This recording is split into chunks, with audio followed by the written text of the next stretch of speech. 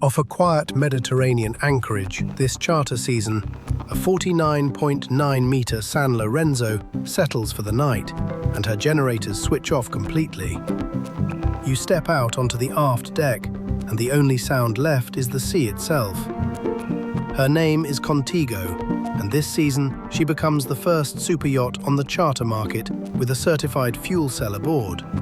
Built with Siemens Energy and signed off by Lloyd's register. The system turns green methanol into electricity without ever burning it directly, and without storing hydrogen anywhere near your cabin.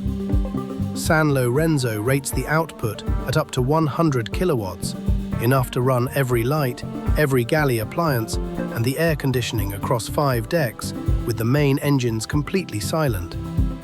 That silence is the whole point of chartering her. In the marine reserves and no-wake anchorages spreading across the western Mediterranean, a conventional charter yacht keeps her generators turning through the night. Contigo simply does not have to. You can drop anchor inside a protected bay that would normally close its doors to a boat this size and stay there until morning, running on nothing but the fuel cell.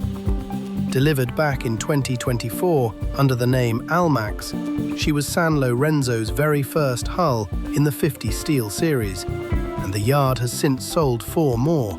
Real proof this was never a one-boat experiment.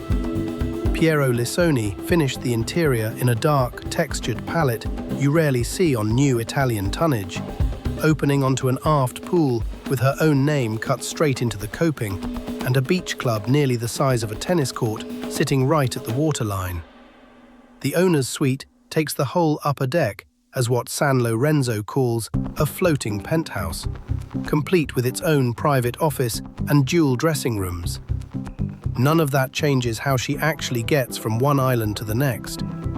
Underway, Contigo still runs on twin-man diesels, rated at 1,430 horsepower each, the very same engines fitted to any 50 steel, for a top speed of 16 knots and a range of 4,000 nautical miles. The fuel cell only ever carries the hotel load, never the passage between islands. What Sanlorenzo has not yet proven is whether that 100 kilowatt figure really holds up on a hot August week, with 10 guests aboard and the air conditioning running around the clock.